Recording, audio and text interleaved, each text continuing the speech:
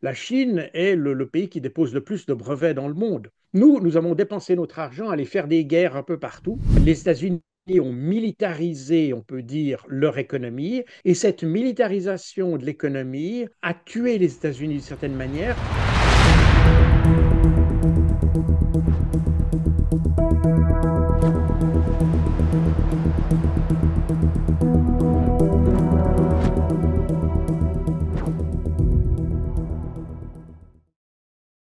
Bonjour à tous, chers abonnés d'Omerta, chers abonnés de notre chaîne YouTube.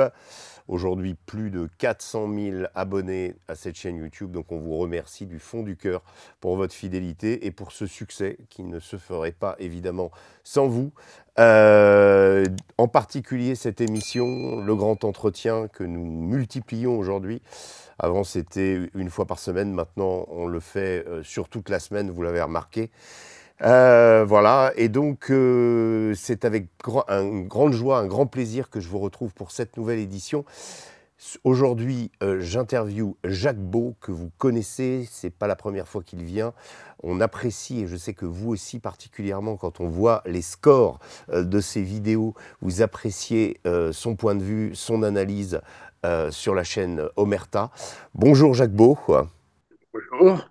Alors, je vous représente pour ceux qui seraient nouveaux, puisque on a eu d'abonnés en plus ces temps derniers. Vous êtes ancien colonel de l'armée suisse, spécialisé dans le renseignement. Vous êtes analyste stratégique et également donc spécialiste du renseignement et du terrorisme. Alors, merci Jacques d'être depuis la Suisse présent avec nous aujourd'hui. Alors tout d'abord, pour commencer, j'aimerais, si vous pouviez nous livrer une analyse de votre part sur ce qui est en train de se passer en ce moment. Donald Trump donne le tournis à toute la planète. Après 3 jours de yo-yo sur les bourses partout dans le monde, ce matin, cette volte-face où il déclare suspendre pendant 90 jours sa guerre tarifaire, que recherche-t-il à votre avis? Bon, c'est pas à mon avis, c'est ce qu'il a dit qui est important. L'avis de Jacques Beau, c'est pas ça qui est déterminant. Euh, Donald Trump avait averti déjà durant sa campagne électorale qu'il imposerait des droits de douane et des droits de douane plus élevés sur pratiquement sur une bonne partie des pays. Il n'avait pas donné encore la clé et l'intensité de ces droits de douane, mais on le savait, avec le but suivant, c'était de rendre les produits importés aux États-Unis moins compétitifs et par conséquent favoriser le retour des usines, des industries et surtout de l'industrie manufacturière sur le territoire américain.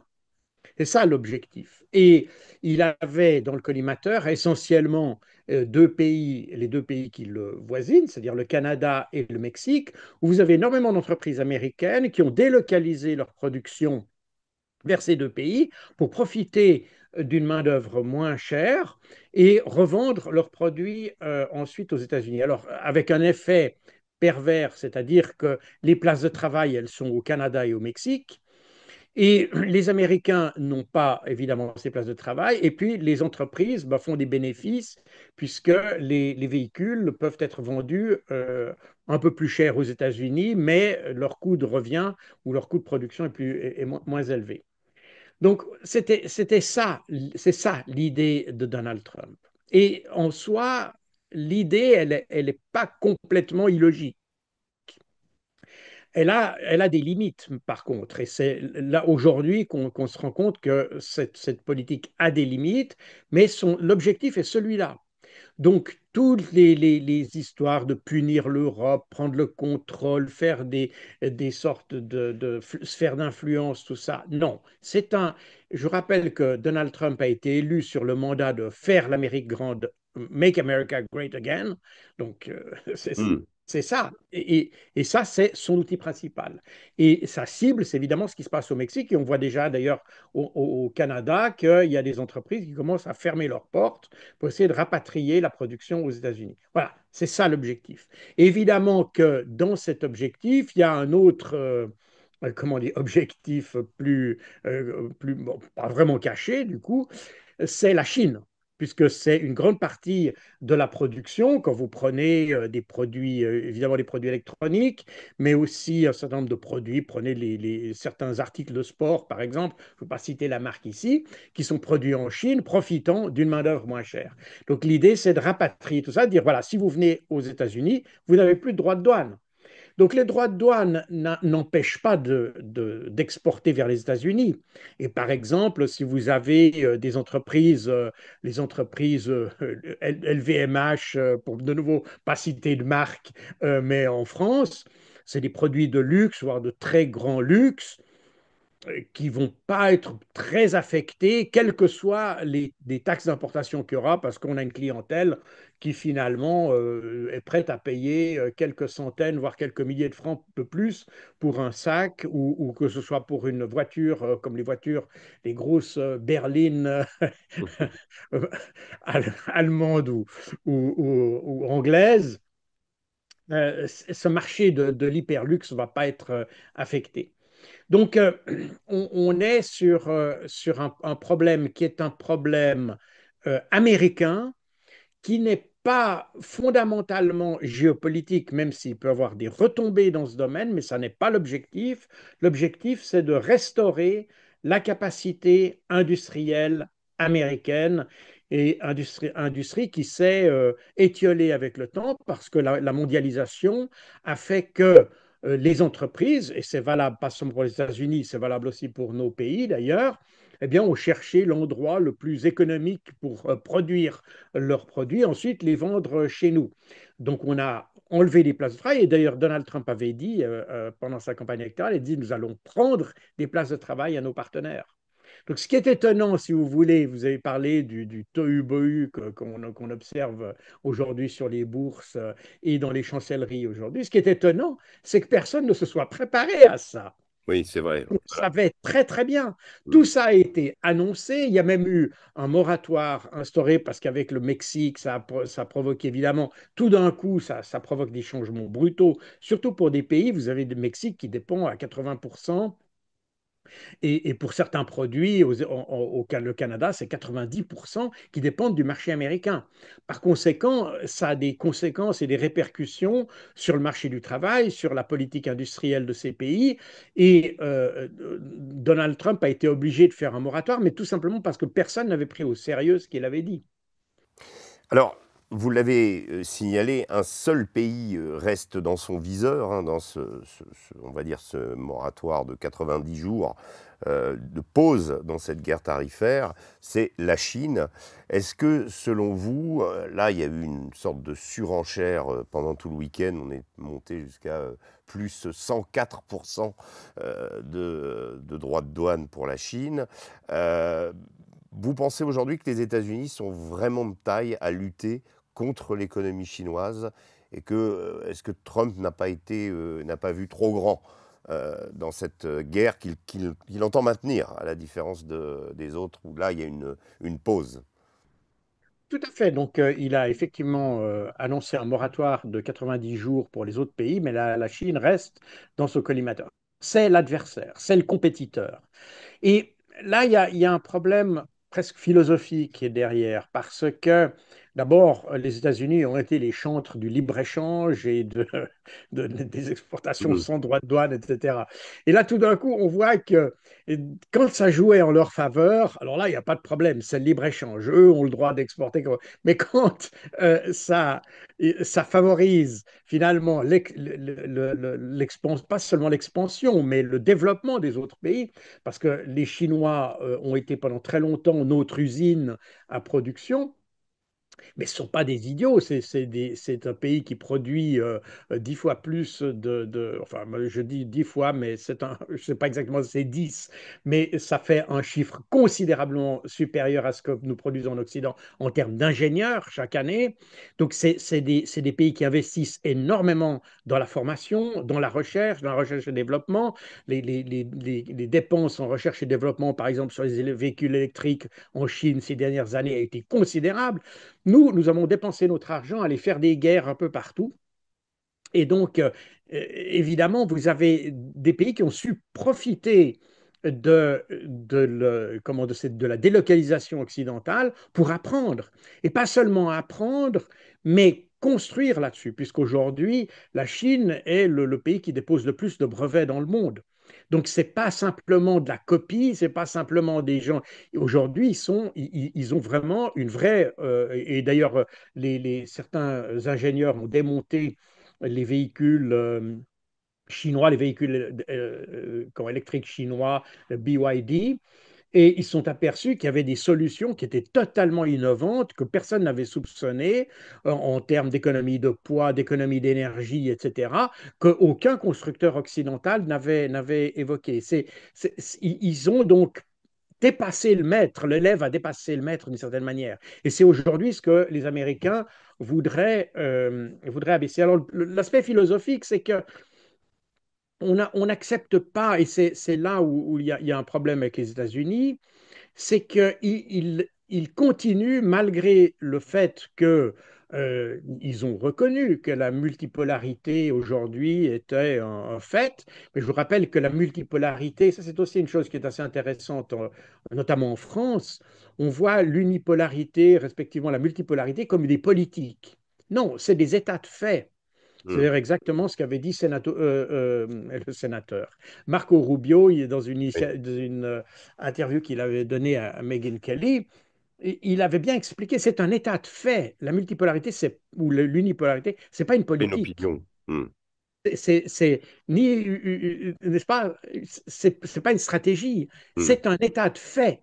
Hmm. C'est pour ça que Rubio disait que ce n'était pas une situation normale. C'est issu d'une conjonction de phénomènes. Il y avait la fin de la guerre froide, etc., qui a fait émerger les États-Unis. Le problème est que les États-Unis ont pris goût à ça, ils sont devenus hégémoniques. Et l'hégémonie, cette fois-ci, alors ça, c'est une politique, n'est-ce Hmm. pas? Et là, on est dans cette dynamique-là des États-Unis qui essayent de conserver leur je veux dire, leur hégémonie plus que leur avance. Parce qu'aujourd'hui, ils sont moins avancés technologiquement que les Chinois. Et c'est là où le bas blesse un petit peu, c'est-à-dire que aujourd'hui, ils essayent d'écraser et d'empêcher on le voit typiquement avec la 5G, par exemple.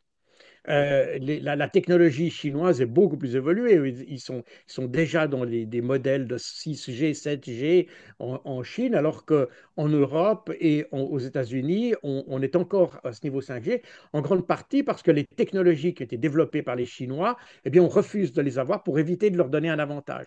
Donc, si vous voulez, on a pris les avantages de la globalisation sans en prendre les inconvénients, et c'est ce qui se manifeste aujourd'hui. Et les États-Unis sont d'autant plus anxieux à propos de la Chine, qu'ils ont toujours considéré la zone Pacifique, surtout depuis la Deuxième Guerre mondiale, comme leur précaré. Et la Chine, eh bien, elle est dans cette zone Pacifique et c'est pas une puissance navale, c'est une puissance commerciale en réalité. Ce n'est pas une puissance militaire, même si elle Hmm. a un budget de la défense considérable, mais c'est une puissance essentiellement commerciale et c'est elle qui occupe finalement et qui va occuper encore très prochainement l'essentiel du terrain de la zone Pacifique. Et de ce fait-là, c'est un challenger des États-Unis. Et c'est pour ça que les Américains maintenant essayent de l'empêcher de monter. Mais on est presque trop tard. Les Américains sont restés dans l'image des États-Unis qu'on avait dans les années 60-70.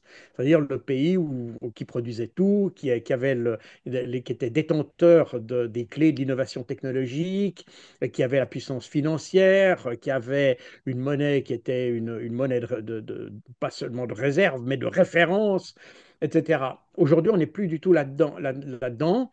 Les États-Unis ont militarisé, on peut dire, leur économie. Ils ont militarisé le dollar. Maintenant, ils militarisent le marché intérieur américain euh, pour reconstruire leur grandeur. Et cette militarisation de l'économie a fait que, en fait, a tué les États-Unis d'une certaine manière parce que ça a créé des mécanismes de protection qui se sont manifestés notamment dans la consolidation des BRICS.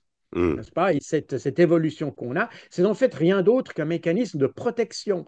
Les BRICS ne cherchent pas à supplanter le dollar, à écraser les États-Unis, etc. Ils essayent simplement d'échapper à la militarisation de l'économie. C'est ça le fond du problème. Et la Chine, les BRICS ont pu faire ça parce qu'il y a une locomotive. Il fallait une locomotive aux BRICS et cette locomotive, c'est la Chine. Par conséquent, c'est évidemment pour les États-Unis un défi considérable et la clé de leur problème, j'allais dire presque dans un terme stratégique, le centre de gravité de leur problème, c'est la Chine et c'est la raison pour laquelle c'est leur objectif principal. Alors, dans cette guerre tarifaire, un seul pays est épargné dans ces hausses de tarifs douaniers, la Russie. Euh, on a l'impression que Trump a fait beaucoup de concessions à Poutine dans le but d'obtenir un cessez-le-feu en Ukraine. Pourtant, sur le terrain, ce sont toujours les armes qui parlent. Là encore, est-ce que vous croyez que Trump a encore la main sur ce conflit et est-ce que ce projet de paix en Ukraine, qui se fait au travers de beaucoup de concessions, verra le jour à un moment? S'il faut bien nuancer le propos. Euh, Tout d'abord, comme Trump l'avait annoncé durant sa campagne présidentielle, il veut se désengager de l'Ukraine. Le conflit ukrainien est pour les États-Unis, dans la situation qu'elle est depuis novembre 2022, c'est une situation où les Américains savent que l'Ukraine est en train de perdre. C'est aussi simple que ça. Et que par conséquent, les investissements qu'on fait là-dedans sont des investissements à fond perdu. Et ça, Donald Trump l'a dit très très tôt, et c'est la justification pour lui de se retirer de ce conflit. Et il n'a rien contre l'Ukraine, etc. Mais lui, il veut plus être engagé. D'ailleurs, ce qui risque de se passer à terme, si l'Ukraine d'un côté et l'Union européenne de l'autre font de la résistance, eh bien, les Américains risquent de dire, bon, vous voulez continuer votre conflit, allez-y. Nous, on retire nos billes. Et on a vu d'ailleurs que dans la dernière réunion du groupe de Rammstein, qui est le groupe qui coordonne l'aide et le soutien à l'Ukraine, qui regroupe des pays de l'OTAN, mais aussi d'autres. Hein. Il y a 57 pays qui sont représentés dans le groupe de Rammstein. Eh bien, les États-Unis ne sont tout simplement pas venus. Donc, pour eux, ils avaient dit, nous, on ne va plus s'engager. Alors, il y a encore quelques flux d'armes et il y a comme du soutien qui arrive parce que c'est quelque chose qui avait été décidé par l'administration Biden et ça continue. Mais il est à parier que les Américains ne veulent plus s'y engager. Alors, petite parenthèse concernant la question des droits de douane. Je rappelle que les droits de douane, la raison pour laquelle il y a les droits de douane, c'est le déficit de la balance commerciale.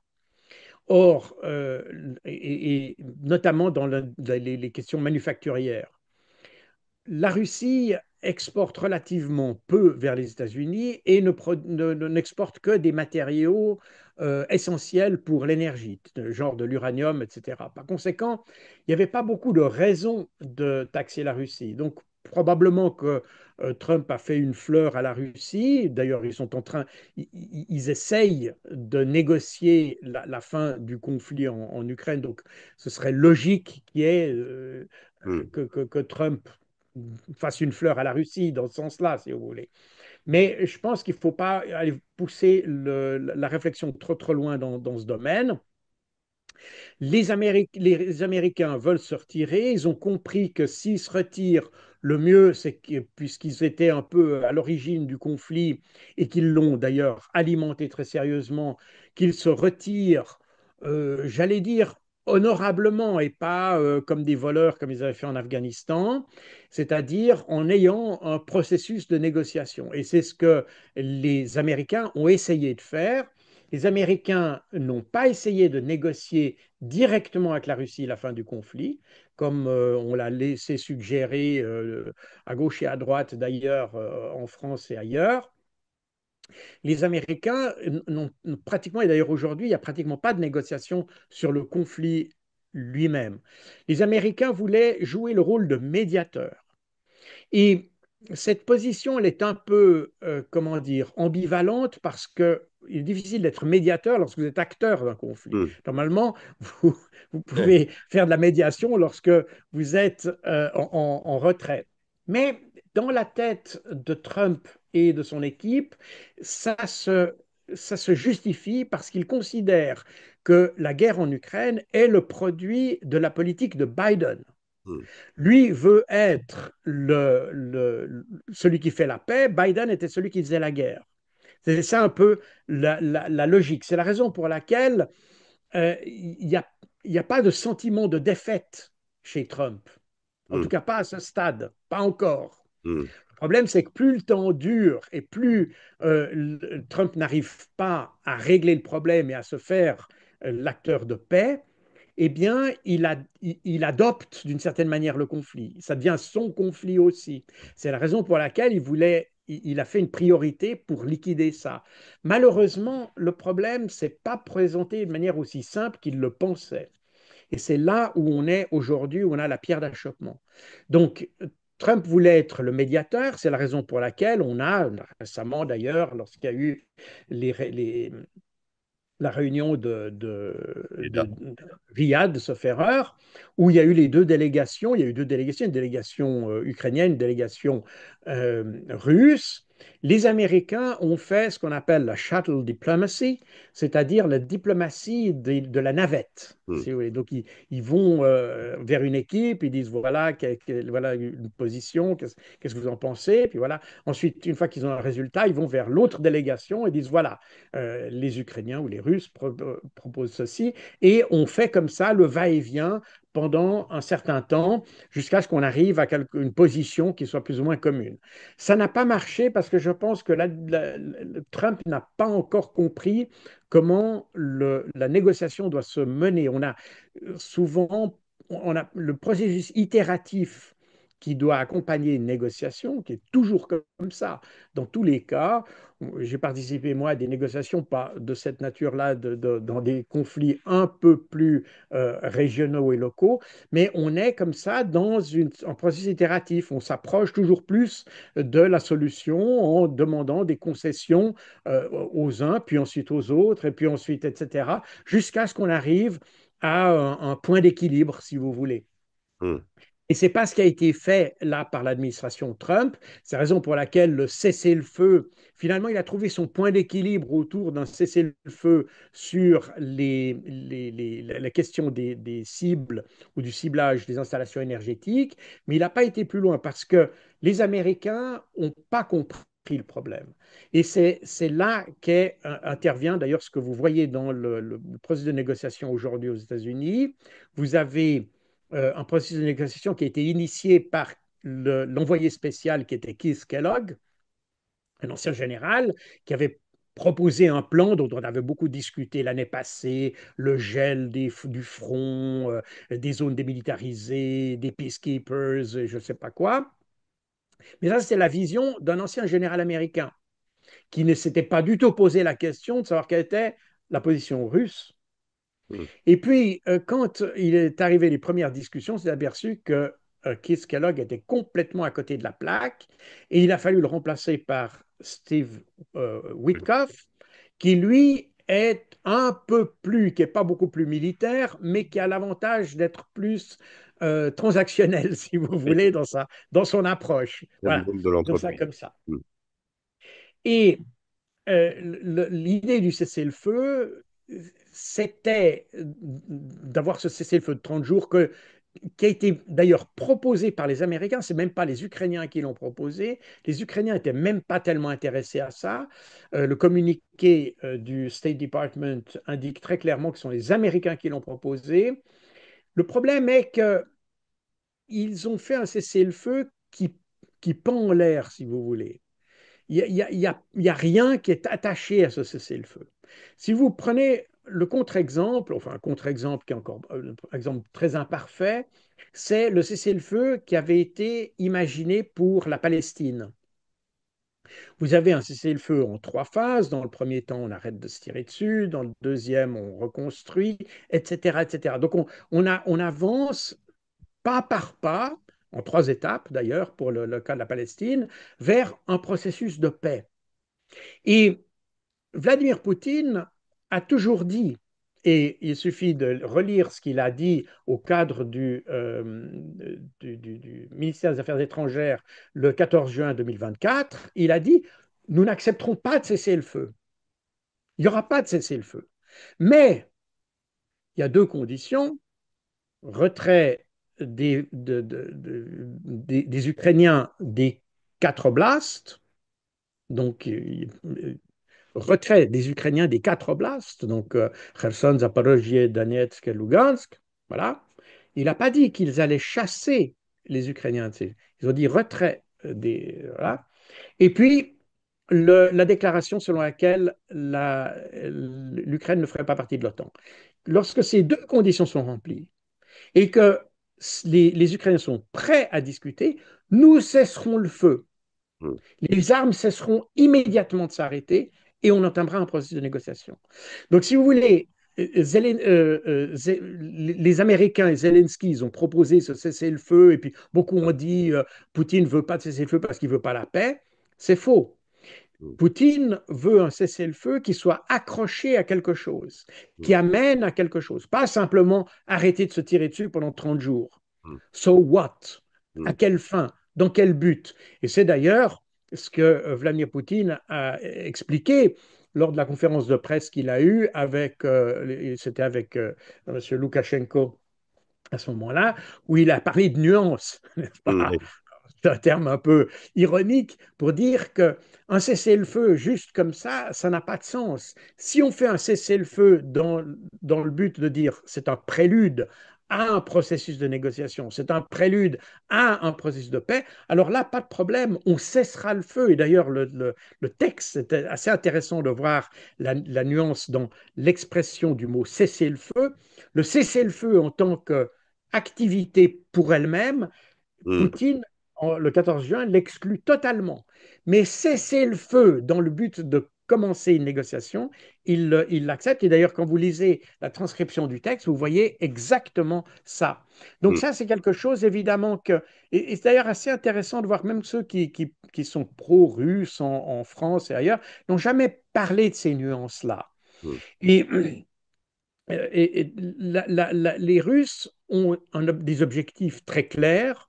Et je vous rappelle que l'objectif, la raison pour laquelle les Russes sont intervenus en Ukraine, la raison pour laquelle, je répète, la raison pour laquelle ils sont intervenus en Ukraine, c'est pour protéger les populations russes d'Ukraine. Mm. Voilà. Maintenant, dans le processus de protection, il y a un élément qui est sous-jacent, qui était que, et je rappelle, pour comprendre ça, il faut revenir à ce qu'avait dit Oleksiy Arestovitch en 2019, alors qu'il était conseiller de Zelensky, où il avait dit, pour entrer dans l'OTAN, nous devrons avoir une guerre avec la Russie. Mm. Mais il y a cette logique-là, et cette logique-là, en Occident, on l'a complètement évacuée, juste ou fausse, ça a été la perception des Russes. Et quand on regarde la presse russe avant le 24 février 2022, on voit que la presse russe déjà a intégré cette idée que les Ukrainiens vont attaquer le Donbass. Mm. C'est de nouveau, en verrouillant toute la presse russe, on s'est enlevé une source de compréhension des mécaniques du conflit. Mm. Alors, naturellement, la question de l'OTAN est importante, etc. Mais rappelez-vous, lorsque les premiers pays sont entrés dans l'OTAN à la fin des années 90, etc., les pays baltes sont entrés aussi dans l'OTAN au début des années 2000, les Russes sont pas intervenus contre ces pays. Mm. Il n'y a pas eu d'intervention, il n'y a pas eu d'opération militaire. Mm. Pourquoi l'opération militaire se fait en 2022 et pas en 2004 ou juste avant que ces pays? Il y a une raison, et cette raison, c'est précisément, l'explication se trouve dans ce que disait Arestovitch. Mm. Et pourquoi les Russes, on a beaucoup parlé des documents du 17 décembre 2021, etc., où on parle d'ultimatum d'ailleurs, qui n'est pas un ultimatum, mais bref, on ne va pas rentrer dans les détails ici. Pourquoi ces documents apparaissent en 2021 et non pas en 2004, en 2005 ou bien avant? C'est tout simplement parce que les Russes comprennent que la question de l'adhésion à l'OTAN est ce qui va déclencher, ce qui va inciter l'Ukraine à se lancer dans un conflit. Et que par conséquent, une des manières d'éviter le processus de guerre, c'est d'établir clairement, Hmm. mais oui, clairement, que l'Ukraine ne pourra pas rentrer dans l'OTAN, en tout cas pas dans ces conditions. Ce que Zelensky savait, puisqu'en mars 2022, Mhm. Zelensky a dit à CNN, lorsque j'ai demandé qu'on me dise clairement si l'Ukraine ferait partie de l'OTAN, on m'a répondu non, l'Ukraine ne fera pas partie de l'OTAN, mais officiellement, la porte restera ouverte. C'est en mars 2022. Et Ouais. depuis, vous remarquez que les Américains n'ont absolument pas changé de vue. Le problème, c'est qu'on n'a pas, on a laissé comment dire, ce flou artistique Hmm. se créer, et notamment dans le narratif occidental, qui a alimenté le conflit. Et c'est là où on se trouve aujourd'hui finalement un peu prisonnier de ce narratif. Alors justement, cette guerre depuis donc 2022 s'est déroulée. La semaine dernière, le New York Times a sorti un papier extrêmement intéressant qui tente à me démontrer une implication américaine dans cette guerre qu'on connaissait, mais à un point qu'on ne connaissait pas. C'est-à-dire que depuis Wiesbaden en Allemagne, qui est le QG des forces américaines en Europe et en Afrique, eh bien, toute une partie de cette base a été dédiée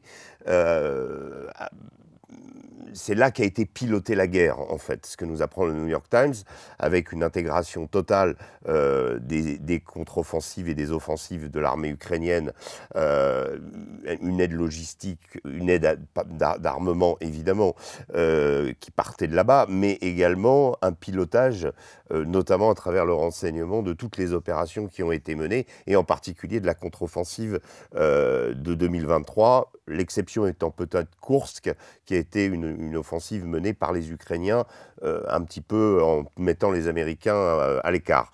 Mais sinon, ce que nous a appris le New York Times, c'est que les Américains, depuis le début, et encore aujourd'hui, sont aux commandes de cette guerre. Donc l'argument de Donald Trump, en effet, vous avez dit médiateur et en même temps partie prenante, mais ça veut dire que Donald Trump et les Américains aujourd'hui ont les moyens d'arrêter cette guerre. Leur retrait, je sais qu'on dit oui, les Européens vont essayer de prendre la place, etc. Mais ce n'est absolument pas possible. Quand on lit cet article, on comprend que de bout en bout, les Américains tiennent l'armée ukrainienne. Et donc, s'ils veulent, ils arrêtent la guerre, non? Oui, alors vous avez raison sur ce dernier point. Ceci étant, le New York Times, en réalité, ne nous a pas appris grand-chose. En Non, réalité. il y avait Ou beaucoup de plutôt, choses.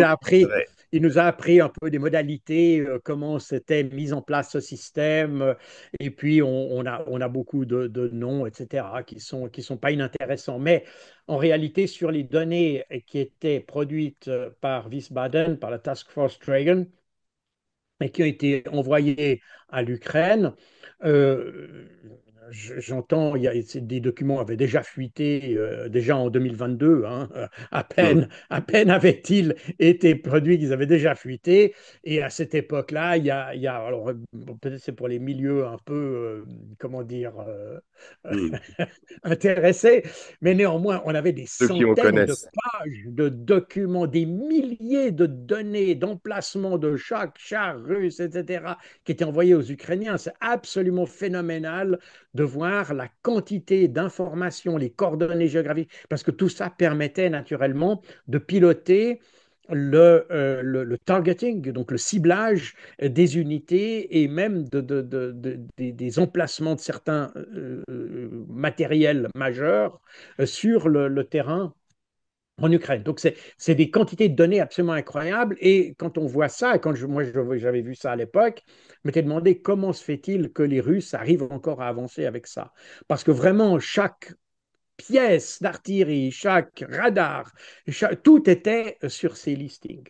Or, les Russes ont très bien su se dégager de cette menace, ce qui veut dire d'ailleurs, ce qui indique que c'est pas tout de savoir exactement où est l'adversaire. Il faut aussi comprendre comment il fonctionne. Et ça, c'est un élément que les Américains, évidemment, n'ont pas. Ils ont donné des informations, ils ont donné des données, en fait, aux Ukrainiens. Et c'est vrai qu'ils ont pu le piloter très largement, hein, puisqu'il y a même des indices de priorité sur les cibles à toucher, etc. Donc, ça va très, très loin. Néanmoins, ça n'a pas apporté la victoire. Et d'ailleurs, ça ne fait que rehausser les capacités des Russes à cet égard. Parce que je pense que les Russes savaient que, si moi je le savais, je pense que les Russes le savaient aussi, que, que les Américains alimentaient de manière aussi exhaustive les Ukrainiens et notamment leur système de conduite de tir et leur système de ciblage. Donc oui, les Américains peuvent le faire, mais comme on l'a vu, ça n'a pas permis à l'Ukraine de prévaloir. Hmm. Donc, ça, c'est déjà une chose. Et puis, il ne faut pas oublier un autre phénomène qui peut-être explique pourquoi les Américains auraient pu arrêter ça, parce que depuis novembre 2022, c'est pour ça que tout à l'heure j'ai parlé de novembre 2022, l'état-major, le Joint Staff américain, avait suggéré aux Ukrainiens d'entamer une procédure de dialogue avec les Oui, Russes. Donc, les Américains avaient très bien compris que malgré tout ce qu'ils envoyaient aux Ukrainiens, ils n'arriveraient pas à prévaloir. D'abord parce qu'il y a des limites physiques aussi, hein. Quand vous voyez la quantité de données qu'il y a, vous vous demandez aussi si les Ukrainiens ont la quantité de matériel nécessaire pour traiter toutes ces hmm, cibles. hmm, Parce que c'est très bien de donner des milliers de positions de chars, etc., mais vous n'avez pas des milliers de canons en face qui peuvent détruire tout ça. Donc, il y a aussi des raisons physiques, et puis je pense que les Américains ont vu ça. Mais le problème est que, et là, il y a quelque chose d'un peu pervers dans cette histoire, qui avait été à l'époque relevé par euh, le, le responsable de la numérisation de l'Ukraine, parce qu'il y a un ministre de la numérisation en Ukraine, qui est d'ailleurs le plus jeune ministre de l'histoire de l'Ukraine, c'est un jeune gars, parce que c'est logique. Mais il avait dit, on va faire de l'Ukraine un laboratoire pour la question de la numérisation du champ de bataille, etc. Et ça explique probablement pourquoi les Américains, finalement, ont vu l'Ukraine comme un laboratoire, et on l'a évoqué à de nombreuses reprises. On a utilisé, finalement, il y a quelque chose d'assez cynique dans toute cette affaire, parce que on voit que l'Ukraine s'effondre. Et même le Wall Street Journal avait écrit, je peux me tromper, je ne sais pas si c'est en 2023 ou 2022 déjà, fin 2022, ou probablement septembre 2023 par là autour. Wall Street Journal avait écrit, les Occidentaux savaient que c'est 2023, c'est après l'offensive de juin 2023. Il disait, on savait que les Ukrainiens allaient échouer, mais on l'a quand même fait parce qu'on s'est dit qu'il y avait une petite chance pour que les Ukrainiens arrivent à se débrouiller sur le champ de bataille. C'est à peu près comme ça que ça a été dit. Donc en fait, dans cette affaire, les Européens, les Américains, et notamment sous l'administration Biden, ont été particulièrement cyniques avec l'Ukraine et ont utilisé finalement les Ukrainiens comme des cobayes. hmm. Littéralement, absolument. Et ça, c'est quelque chose qui est assez choquant du point de vue de l'éthique, à la fois militaire, mais de l'éthique politique aussi, et puis des valeurs que, soi-disant, on représente. Alors, dernière Toujours, question. Ah, pardon. oui, oui, pardon, non, toujours est-il que vous avez raison. Hmm, Trump pourrait stopper tout ça, mais je pense que Trump n'est pas contre le fait de, comment dire, il n'est pas contre le fait d'aider l'Ukraine. hmm, Il voudrait que ça s'arrête et il voudrait que l'Ukraine décide elle-même de l'arrêt des combats. C'est ça qu'il essaye de pousser. C'est la raison pour laquelle il essaye de faire pression de différentes manières, l'accord sur les minerais, etc. Tout ça a pour but de pousser les Ukrainiens à arrêter eux-mêmes. Parce qu'il ne veut pas forcer, il ne veut pas mettre les Ukrainiens dans une situation où ils ne peuvent plus se défendre. Mm. Et c'est là où toutes les allégations qu'on a vues dans nos médias, disons que Trump fait le travail de Poutine, etc. Non, c'est pas du tout ça. S'il faisait le travail de Poutine, il aurait fait exactement ce que vous avez suggéré, c'est-à-dire on arrête de leur donner des informations puis ils se font ratatiner. Mm. Et c'est pas ce que Trump a fait. Donc, je pense que Trump il n'est pas contre l'Ukraine. Simplement, il voudrait que l'Ukraine réalise qu'elle est actuellement sur un chemin qui la conduit au désastre. Elle est au pied de la falaise, pas au pied de la falaise, mais au sommet de la falaise, et que c'est elle qui doit réaliser qu'il faut arrêter maintenant. Voilà. Je pense que c'est ça la logique. Dernière question, Jacques, puisque le temps s'écoule, sur Israël et l'Iran. On a vu un Benjamin Netanyahou désorienté à la Maison-Blanche en apprenant l'ouverture samedi de négociations dans le sultanat d'Oman entre les États-Unis et l'Iran. Ça donne l'impression toujours que Trump parle très fort, puisqu'il avait menacé l'Iran avant de parler de négociations. Comment est-ce que vous voyez l'avenir? Est-ce que guerre, pas guerre avec l'Iran? Tout ça est assez flou et en tout cas, le suspense reste entier. Un facteur, il y a un élément qui a été à peu près ignoré par tout le monde, notamment en France surtout, pas tellement aux États-Unis, mais en France. euh, Soit sur les pros, soit pour les contre, Hmm. c'est l'allocution de Tulsi Gabbard devant les commissions sénatoriales, la commission sénatoriale du renseignement, où elle a présenté le rapport annuel sur la menace, sur l'état de la menace. Et dans ce rapport, elle l'a dit, et puis c'est écrit dans le rapport que vous pouvez retrouver téléchargé sur Internet d'ailleurs. C'est donc le rapport du Director of National Intelligence où elle dit la communauté du renseignement est unanime pour dire aujourd'hui que l'Iran n'a pas repris le programme nucléaire qu'elle a arrêté en 2003. Hmm. Et il y avait déjà eu un National Intelligence Estimate de la CIA de 2007 qui avait dit exactement la même chose.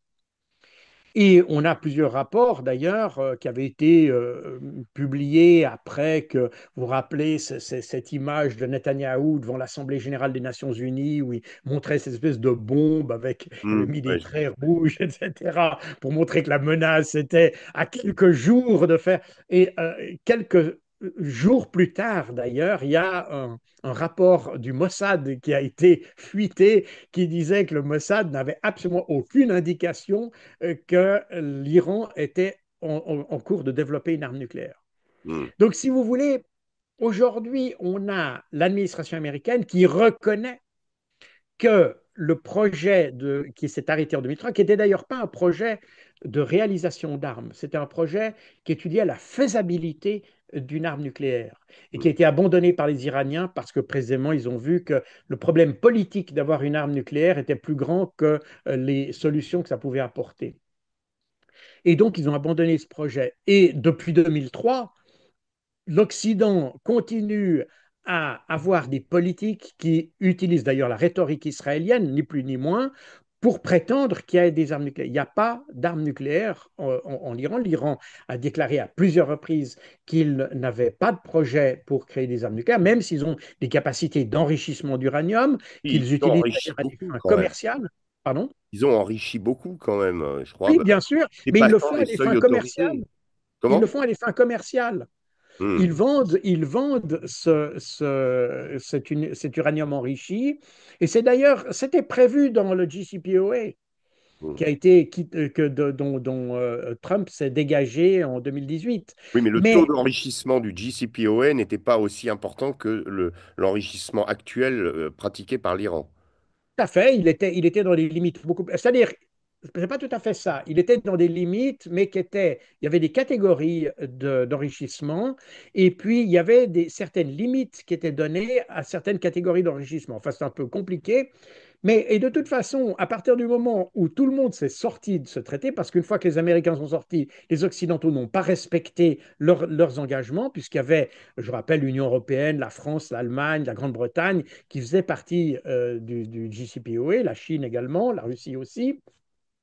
Ces pays, les pays occidentaux n'ont pas respecté leur partie comment dire, du traité qui, après, je crois qu'il y a eu 15 ou 16 vérifications de l'Agence internationale pour l'énergie atomique qui ont confirmé que l'Iran respectait les clauses du traité et que par conséquent les sanctions pouvaient être levées. Et c'est à ce moment-là que Donald Trump s'est retiré du traité et que les Occidentaux, par peur de rétorsion américaine, n'ont pas appliqué les termes du traité. Mhm. Et par conséquent, l'Iran se sent dégagé du traité. Comprenez, le traité, c'est aussi une manière d'avoir un contrôle sur les gens.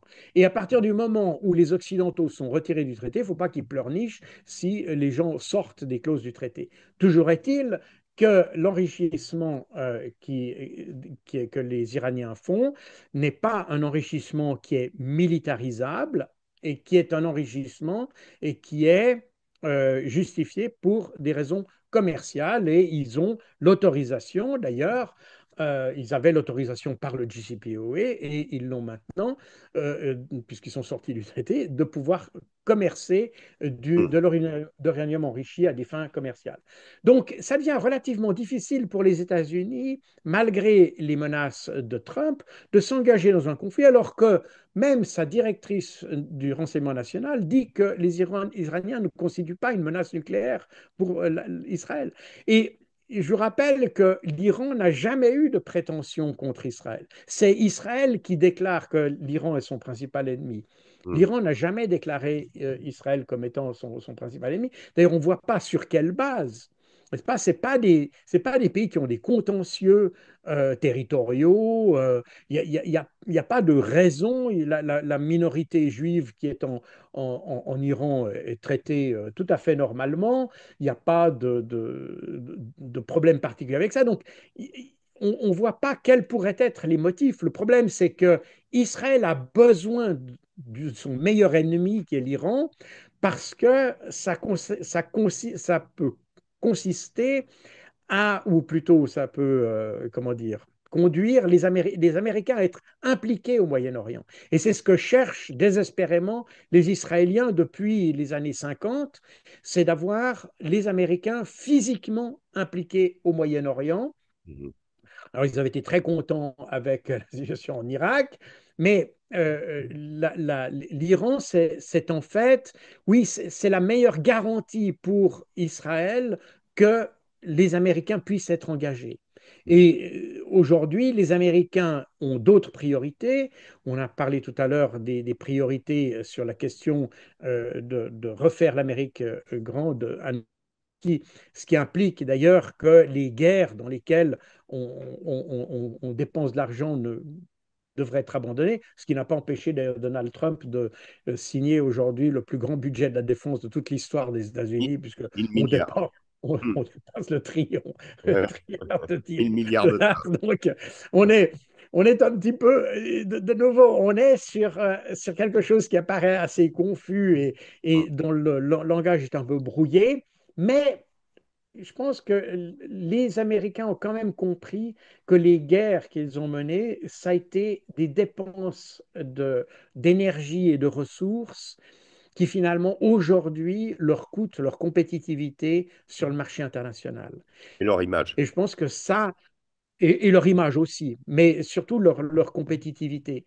Mhm. Euh, Et quand vous regardez aujourd'hui, la seule industrie qui a finalement survécu à la globalisation aux États-Unis, c'est l'industrie de l'armement, Mhm.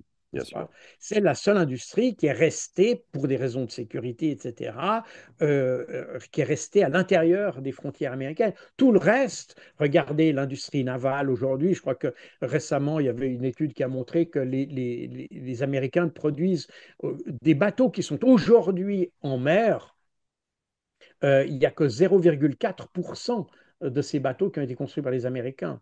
Mm. Euh, Alors que les deux tiers de ces navires qui aujourd'hui sont sur les océans, eh bien, sont produits à peu près pour moitié par la